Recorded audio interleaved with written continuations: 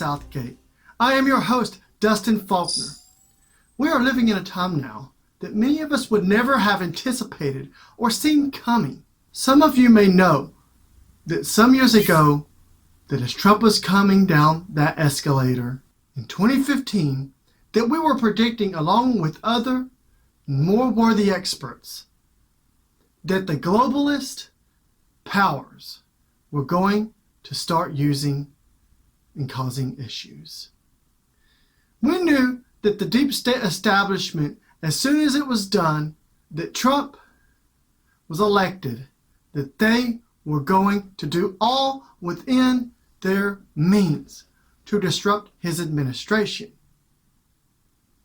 Organizations like Worldview Weekend rightly predicted these disruptions.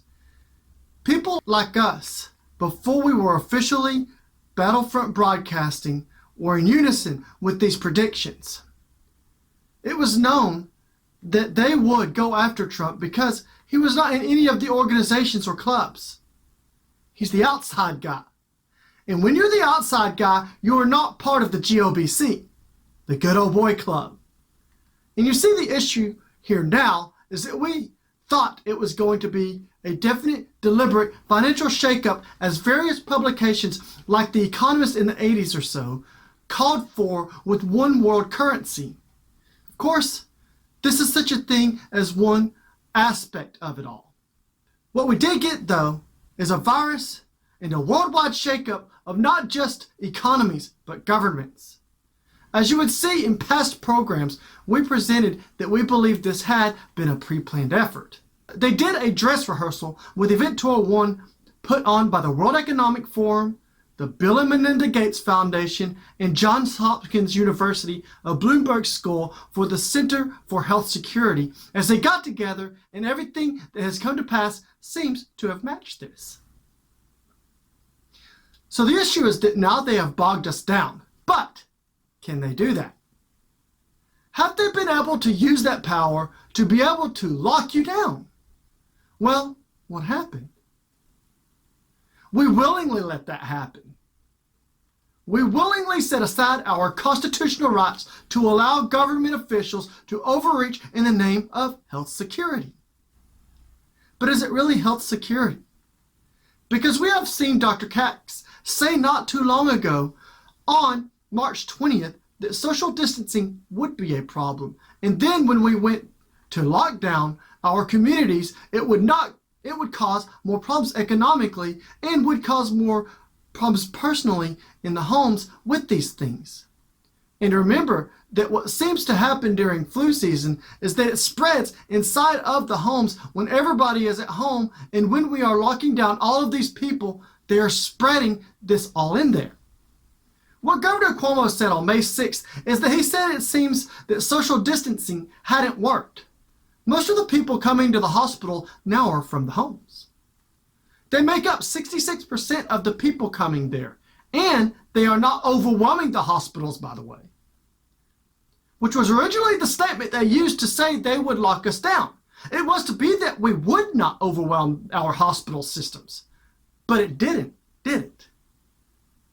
So if you go look at that, it also says 80% are coming from nursing homes in New York State. Remember, this is the place that started locking everybody down the hardest outside of California and Washington State because of the population density. But then 18% from the nursing homes, 66% from homes where all the college students were coming back home to mommy and daddy, where all the people like you and me lost our jobs, and so we're at home. Now, I'm not at home with mama and daddy yet, but it's going to be that way with everybody. But like Dr. Katz said, he's got these people at home, and they are all coming there, and they are stuck inside with one another. And all the other things they used to say would be making it happen were below 10%. So these others were not doing it. Like jail being less than 1%. Like our Tyler newspaper seems to focus on. Because they can't get any real good numbers. So they go to the jails and get their numbers and start saying that's a good reason to lock us down. Because criminals are getting sick and one jailer. 1% there, less than 1% in New York. A lot more crime there too as well. So the congregate, probably churches, and the assisted living is 4%. So what does it say here? Dr. Katz is that we should do first is to be separating those probably at risk. So what are we doing? We are separating those who aren't, the healthy people. Whenever at any time in this nation have you seen healthy people being the ones quarantined? Right. With that said, we have some people who have been kicking back. You know what? We tried to go out there in protest. But what we have here is a group that organized locally to go out there and get that business done. And we have called for men to get out there and do these things, but it looks like the women are leading the charge. Why is that? Because you guys are sitting at home not doing your business. We have with us today East Texas Freedom Coalition. They're the ones who organized this protest here. They made their mark. Business is cheering. They are the leading forefront of this liberty movement in East Texas to get this done. Ladies, can you introduce yourselves to the audience, who each of you are, what you stand for, and why you have done it? I'm Rebecca Staggs. I'm a wife. I actually own a small farm with over 100 animals on it. I'm an activist. I've done door-to-door before. When I used to work at the Rape Crisis Center in Colorado, and we're ready to change some things here. Right, so I'm Natalia, and I'm a holistic health practitioner locally in Tyler. I have an office in Tyler and Winsboro, and I'm a mother and a wife, and I just, with Rebecca's push, I'm all for getting out there and opening everyone's eyes and letting them know, look, this is what's really going on. It was never about our health, and we're losing our rights day by day, and we won't stand for that. This is not a world I want my children to grow up in. And I'm Christin Bentley, and I am also a wife and a mother, and I'm also a special education advocate. And so I do have experience working within very corrupt systems and working with people who maybe don't really like me and who I don't particularly like either. And so I kind of know on a smaller scale, you know, how some of these systems operate. I am doing this for the cause of liberty, to save our republic. And it's become an inside joke to us that everyone knows I'm the daughter of the Republic of Texas.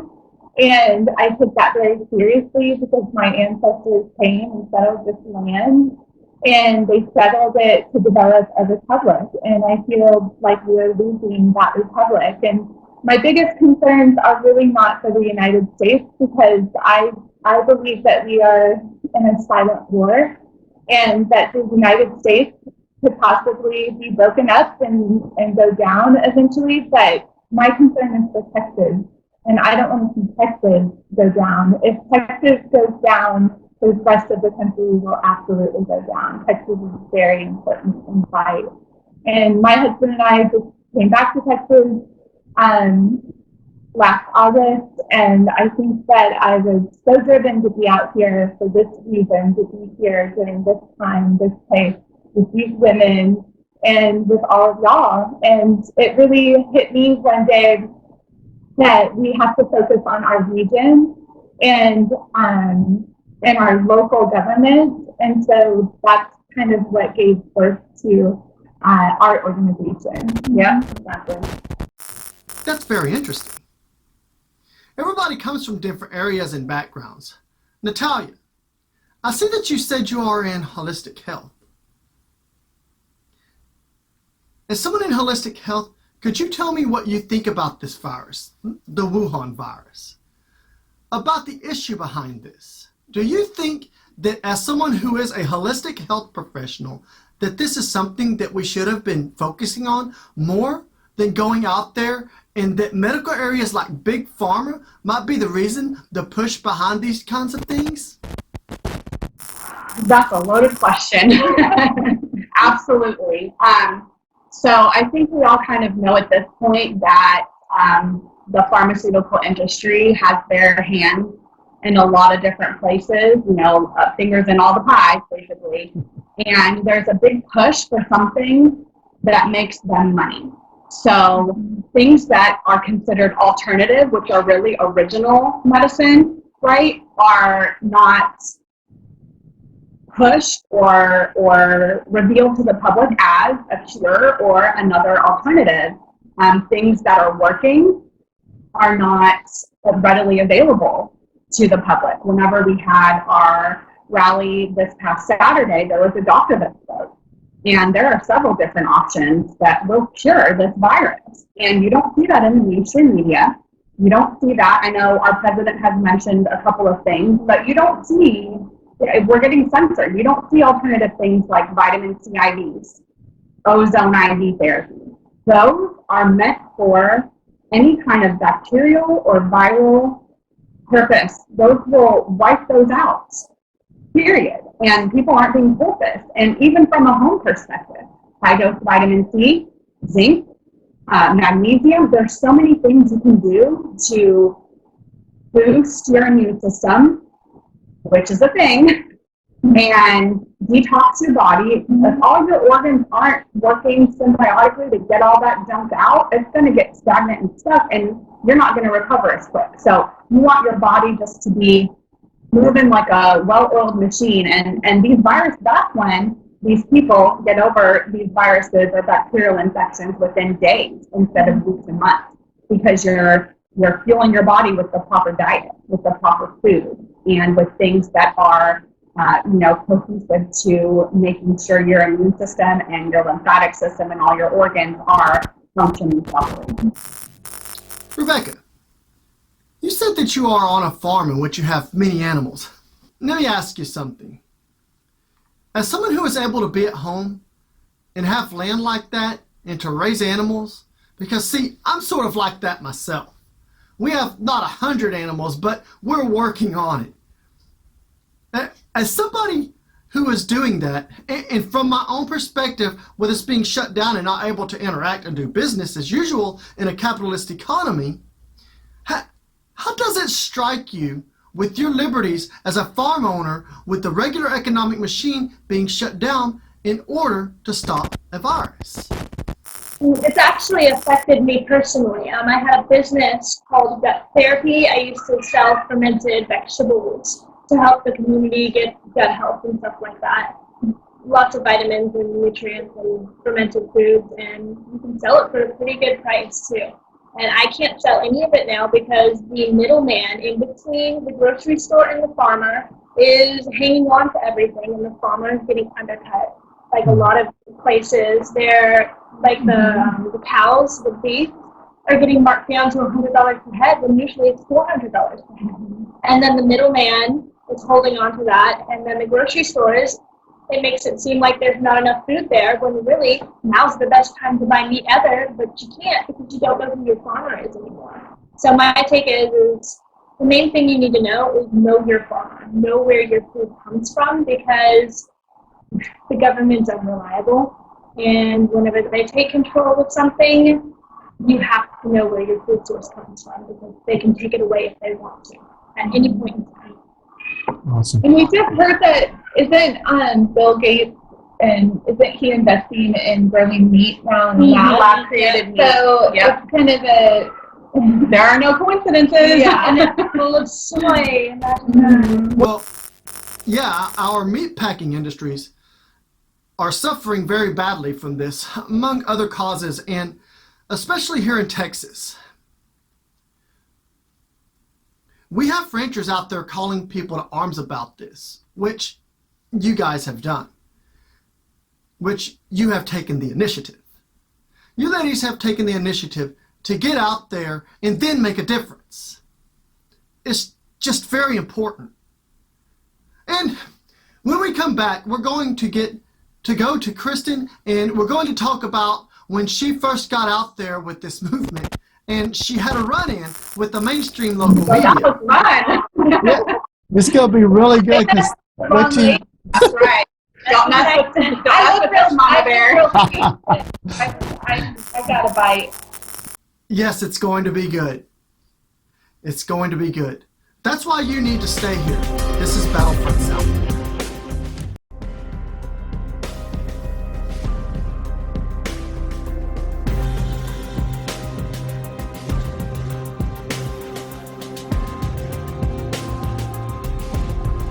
And welcome back to Battlefront SouthGate.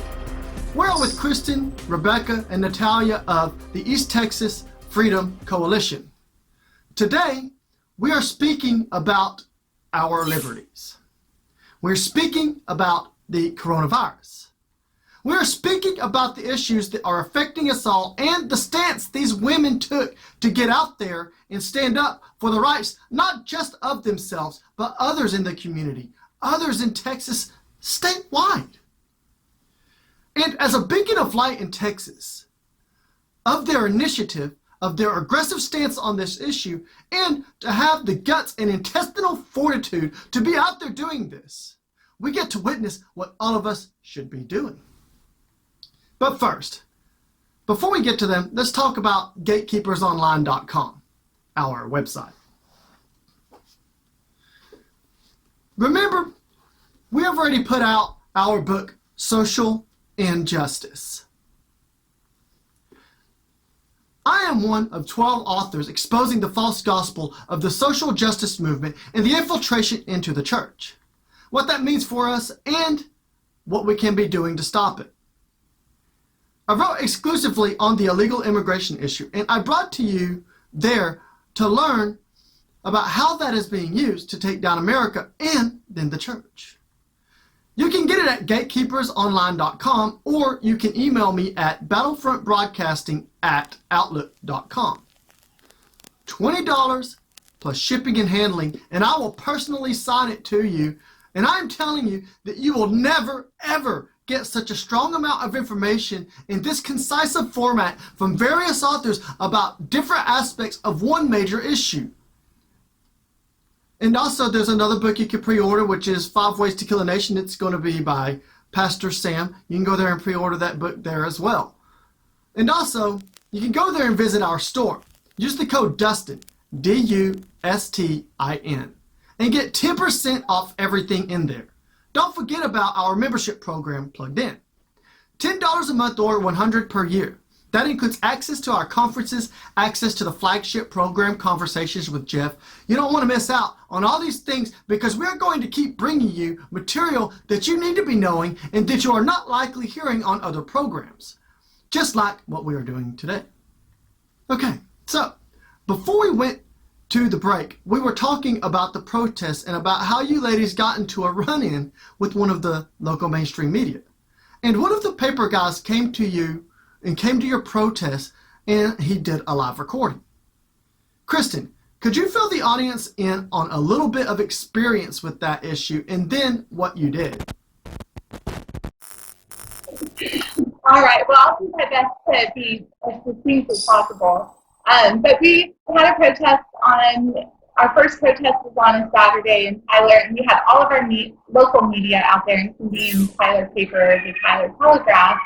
And overall, from the local stations, we had some good reporting, and I would say overall fair reporting. But what the Tyler Paper did is they sent out one of their reporters. I call him Corey McRory, my favorite Snowflake rapper.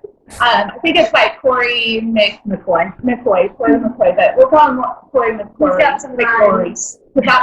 Yes, his mom has taught that boy how to rhyme. So, but he I guess live streamed, but he spoke over the live stream the entire time.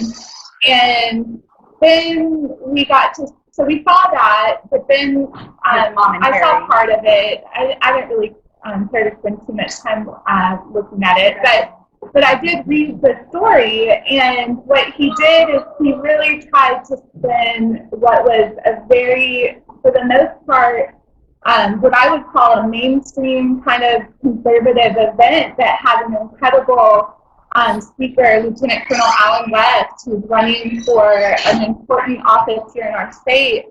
as a keynote speaker, and they pretty much glossed completely over that and barely mentioned it in the paper. But they put a highlight on one speaker who was invited, who is in a medical freedom movement and has a lot of followers and has great things to say, and we wanted to include her. And she went a little bit off script, and all of us are a little bit different, and that's fine, but they focused on her going off script and turned it into a story about her. Now, they did mention me, and they did misquote me, and I knew that I was misquoted because I had written my speech, and I had a physical copy of it, and I didn't deviate from it. And when I let Corey McRory know that he had misquoted me, he refused to correct it. And then he sent me a copy of the video that he had taken, and it was so terrible, the quality. And so I went ahead and let his editor know, John Anderson over there, that I was misquoted, and also they had left some things out. So I was misquoted, but also there was the omission, which also changed the meaning of what I had said. And so I let him know that I had a clear copy of it, a professional quality recording. I also told him very specifically what Corey McRory had misquoted me on, and it was the word that I can't remember, it was fraud. Oh, he said I said fraud, and it was broad. So they rhymed, but they mean very different things. And so I did insist that they correct it, and in the end they did, and they even included what they had omitted, which I wasn't sure if they would do that. But in the process of this, the editor and I went back and forth a little bit through email, and he let me know that they were entertained by us that day. And these are people who have contempt for people who are just ordinary working folk, people who go to church, people who believe in God, people who have more conservative values. It's a very liberal paper, and I saw that contempt. I was able to see that. And I let him know that I'm not entertained by people who go out and speak out and use their First Amendment rights in order to do that. And I'm certainly not entertained by people who are suffering, and that's what's happening right now. And, we went back and forth a few times, and just a few times. And, in the end, he did the right thing, and then we've even talked since then. And so they did show up at our last rally this last Thursday, and we were surprised because I actually only invited one, we did a press release for the first one, but we didn't do that with this one. We just invited one news station, and so but they ended up showing up, and one of their young reporters, and he was out there that day, but it wasn't Corey, but it was another guy. But what happened, and I know I'm getting long-winded, but I'm gonna wrap it up. What happened when we got to the event on Thursday is that we met we started talking to the homeless people that were out there. There was a homeless people, probably about eight or so. And I met immediately a man named Thomas, who is homeless right now. He used to work at a restaurant, I think it's Curly Sue's, so it's a pretty popular restaurant. They had to shut down, and he was vulnerable to being put on the streets almost immediately because he lives at a motel, but he's not homeless, and he's able to work and do that. So I wanted to make sure that his story was told, and so when I saw the Tyler papers there, I introduced them, and we stood by, and we made sure that as they spoke that he was being recorded at the same time. And we're moms here, so I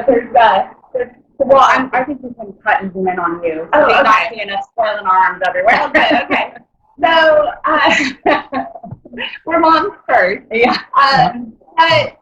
But yeah, we gave him a hard time a little bit, and I know you were there, and it was all in good fun, and nothing got out of hand or out of control.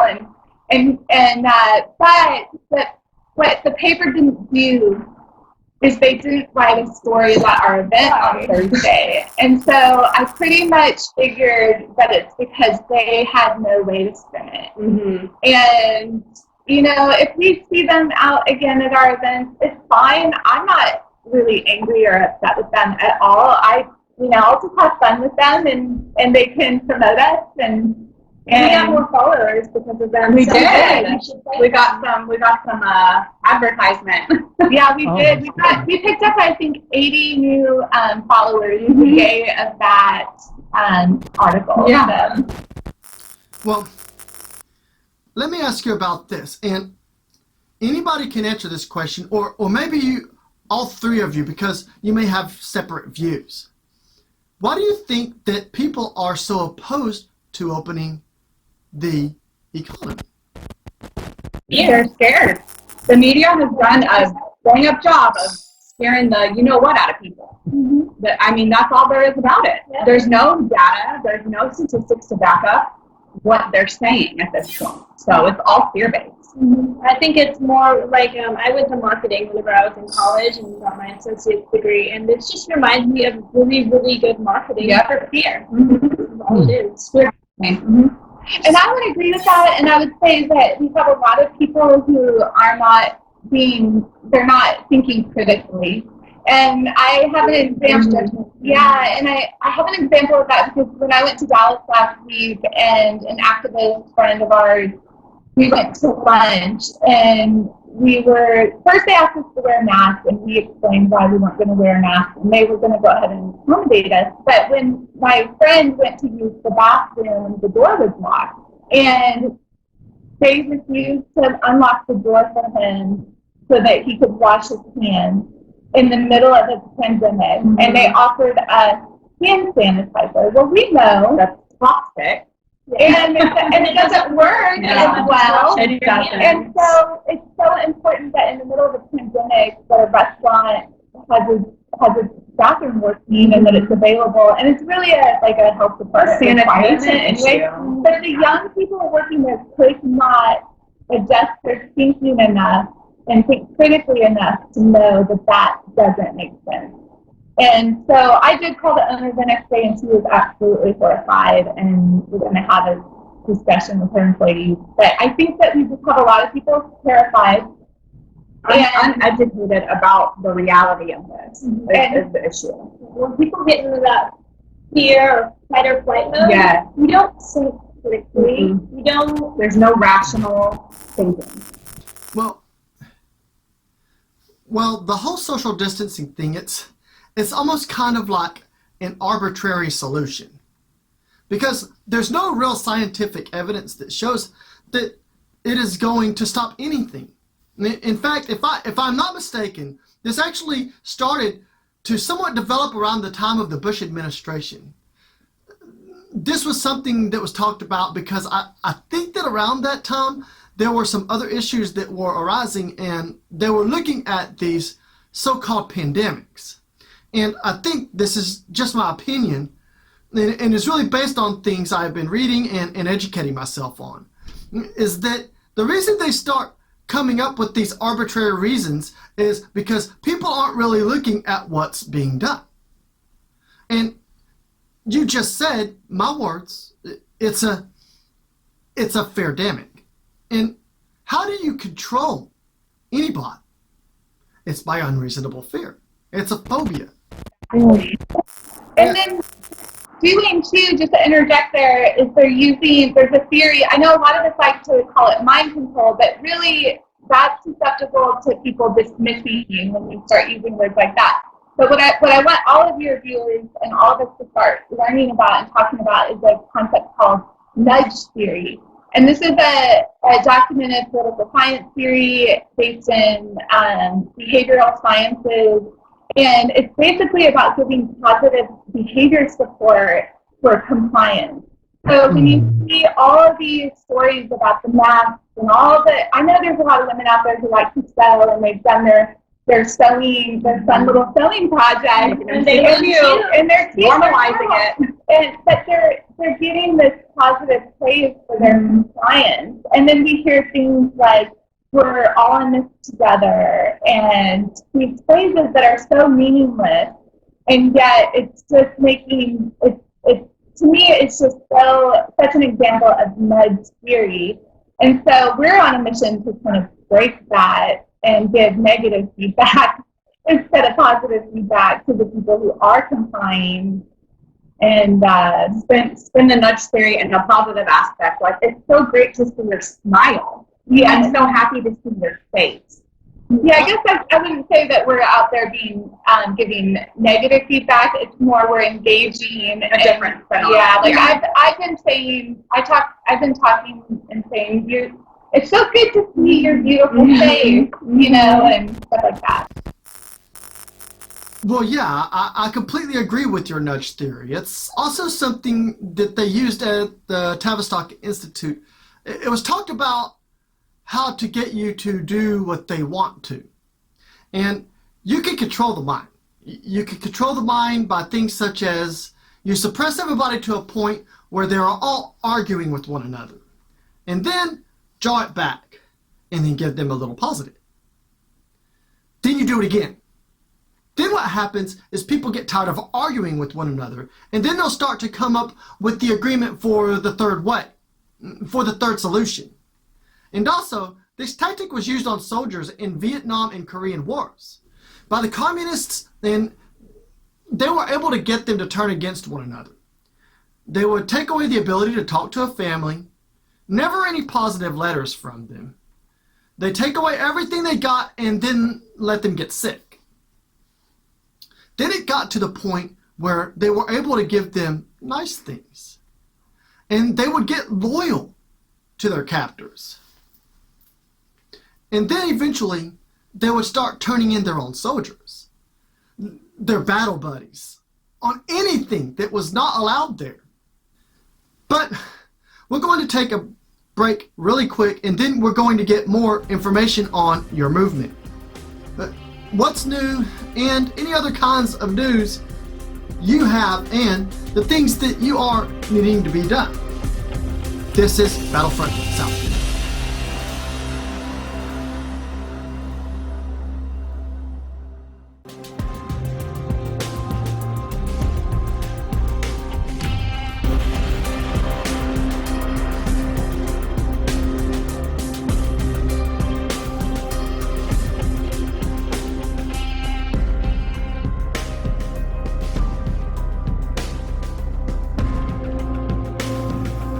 Welcome back to the final segment of Battlefront SouthGate. We are here with the ladies from the East Texas Freedom Coalition.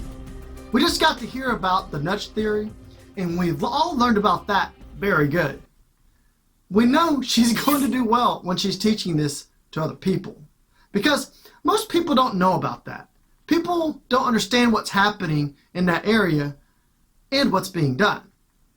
You think about this, that everybody has been taught to have loyalty to peers now instead of to oneself, to family, and other proper righteous authority figures. So you start having the loyalty to your peers and you start following along with them on everything. And when you have people out there like actors and singers that say you need to stay home and that we're all in this together, you know there is something going on. Because they're not with you.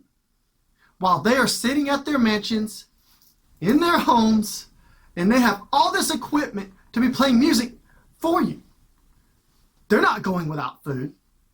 They're probably not going to lose their homes. I mean, a lot of them probably don't care that much about their families after many are being divorced 50 times. But, you know, those aren't the people you need to be listening to. We know that you guys have been getting some pushback, but I gotta ask you ladies a question.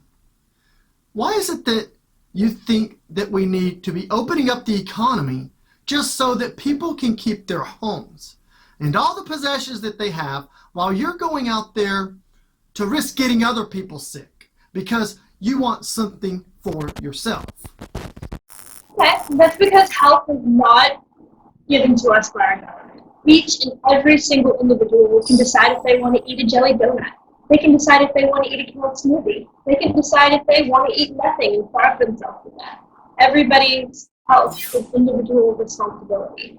Our possessions, our family, are our individual responsibility. So telling us to set ourselves on fire to keep somebody else warm that made a bad self-choice is what's selfish. 100% agree. Couldn't have been said any better. So, do you think, we just heard you briefly talk about the masks, but I heard you say at the rally that masks are pretty much irrelevant. How do you feel about people that are wearing the masks for personal protection? Do you think they should be doing that or shouldn't be doing that?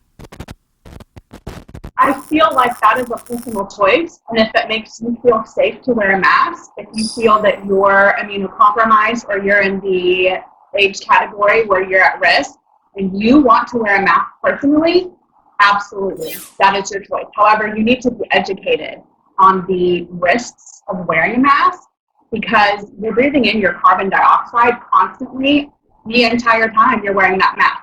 Hypercapnia is very serious. People have been passing out in their cars driving because they're wearing a mask in their car and they're not getting enough oxygen into their body to fuel their brain, to fuel their organs, and it has detrimental effects. So people need to be aware that not only is there a health risk, but it also breeds viruses and bacteria, and it doesn't stop things from coming through. I mean, there's so many studies.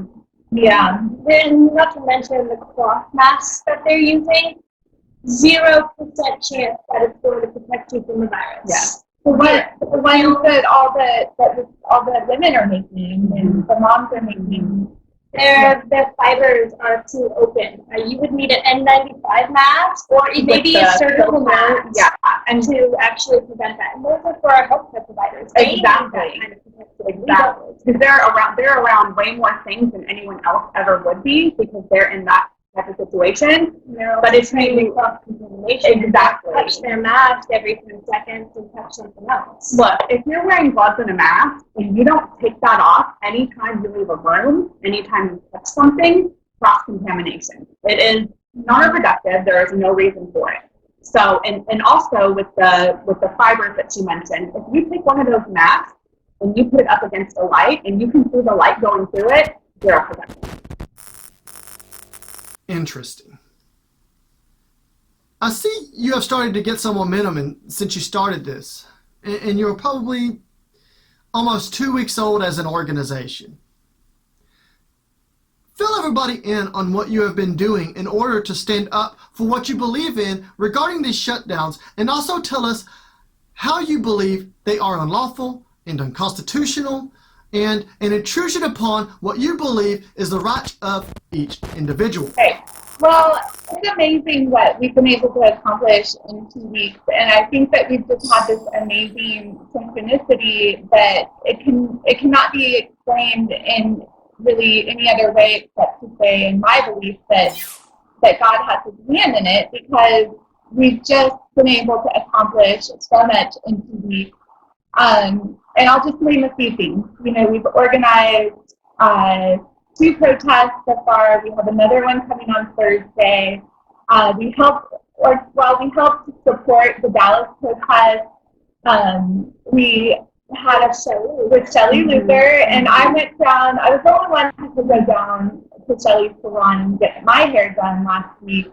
And so I got to sit outside of the jail yelling for her freedom. I did. I stood outside the jail for 9 hours. Our president was there. Our president was in Dallas all week. And the people, we talked about how regionally in Texas it's so important because we're so big. Yeah, so probably the biggest thing that we did was after the Tyler protest, we sat down with other activists and we created a greater movement for Texas that's for the long term. Mm-hmm. And what we are doing is we divided our state into regions. We inserted regional leaders. East Texas Freedom Coalition is the regional leader here in Northeast Texas. And we organized that way in order to be able to mobilize more people down to larger protests. So one of the things that we're working on right now is a big protest in Austin on May 23rd. It's actually Memorial Day weekend, I believe, but it's May 23rd, that Saturday. And we have incredible guest speakers coming to that event. And we have some that are already confirmed and some that we're waiting to get back on. Yeah, Lieutenant Colonel Alan West will be there. Our MC is Todd Tracer. Todd Tracer is going to be our MC. He's an amazing comedian and Texan. We have Stuart Rhodes from Oath Keepers will be there.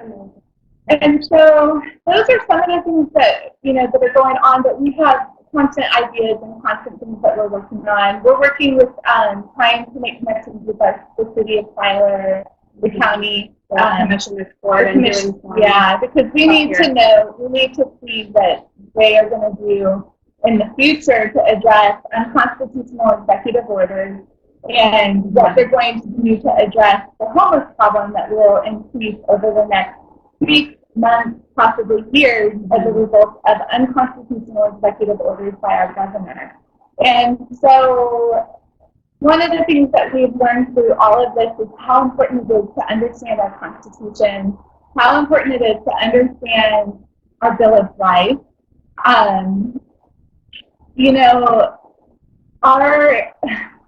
Our governor is not allowed to make unconstitutional executive orders. He's not a legislator. And when he does that, it's up to our local government, our counties, and our cities, but especially our counties and our commissioner's courts to step up and say that is an unconstitutional order, and we will not abide by the order in Smith County or Wood County. And so I think that the most important thing that we do right now is, even within our own region of East Texas and specifically Northeast Texas, is that we start going to our commissioner's court. And we are starting to hear stories where things are worse. I think in some ways Smith County is a little bit better than a lot of them. They were just saying how in Wood County they're not allowing people to go swim in the lake, which we don't have that in Smith County. I've heard Anderson County, which is where Palestine is, that they've done some really crazy stuff down there. Yeah. So we have someone down there who we're working with. We will be up in Paris, Texas this weekend protesting up there, and would love for any East Texans available to head up to Paris, Texas this weekend. We'll have more on our Facebook page and social media and website about that one. But what we are hoping is that more and more people step up and want to have rallies in their own community, want to know how to go and address their commissioner's court, and we'll be there as a resource to clean house of the people. And eventually it will lead to bringing those people who don't abide by the Constitution out, because what we know about our Constitution is that it's there for times like this. That's why we have our Constitution, which is an amazing document, and it's there for times of crisis like the one that we face, whether it's made up or real. And the Texas Bill of Rights, that's another huge one that protects us from government overreach. There's more of us than there are of them, and bottom line is they work for us. Okay, so in the Texas Bill of Rights, and I'm paraphrasing, but basically, if we the people feel like they're being tyrannical, we can kick them out. And it's our job to do so. Exactly. We are the checks and balances for that, and education is key when it comes to that for us as well, because not a lot of people, unfortunately, know the ins and outs of what protects us, like the Constitution or even the Texas Bill of Rights. They don't understand how that protects us from things like this. Yeah. So I think that's super important. And what it means to protect health versus protect the right to work. Right. because the government, I've heard, I believe Stuart has said this, but the government doesn't, if you're not, you don't have the right to a job, but you have the right to try and get a job, and you have the right to hold on to that job, and you have the right to not have the government come in and say, you can't have that job anymore because you're not essential. But all those people working at Walmart, according to who, they're essential, and they can have thousands of people come to their stores. And one of the things that I think everybody needs to understand and hear is that we have been told that we have to do this to protect the vulnerable. And what they are doing through this, through a 6-week now lockdown of private business, is they are making us all vulnerable. Because poverty makes you vulnerable. And that's what they're doing to us in the name of saving the vulnerable. They're making us all vulnerable. They are wiping out the middle class and the working class. And it's just extremely important that all Texans start to understand that, and they start to understand that this cannot continue, that we have constitutional rights that protect us, and demand that your elected official, including your sheriff, is going to support that right, understand that right, and protect that right. We're at a turning point. We are. And if we don't do something now, it's going to be too late. Yeah, exactly. And I think a good point that Stuart made was when he was speaking at one of our rallies was, if you want to, present a policy or present something, there's a process you have to go to. So if Abbott wanted to make this into a law, he needs to go through the legislature. He can't just say, this is what we're doing. That's when it violates our rights. And so he should have gone through that avenue so that people can vote on it. Yes. And so I really love that he brought that up, because people aren't aware that there is a step-by-step process that is set up for this exact reason, and it's not being followed, and that's where it's illegal and trampling on our rights. And I would say one of the important things that we're doing also as an organization, and that we're asking other organizations to help with, and also some of our politicians, is we are going to push for an emergency session, because I want all of them to go ahead and show their hand now. Every senator and state representative in Texas, every state senator and every state representative needs to show their hand now and tell us where they stand on the Constitution. Yeah, before November, before election. Yes. So we can be prepared and know who we are going to be voting for. Well, and who we need to kick out. Yeah, exactly. Exactly. Well, with that said, would you tell everybody how they can get in contact with you? Any websites that you might have that people can go to, any information, any emails they can reach out to you, social media you might have, so they can better understand who you are, what you're doing, and to be receiving the news properly. And also, maybe if you have anything they can support you financially if they choose to. Would you mind giving the audience that? Absolutely. And I just want to say one more quick thing before I give our information on all that.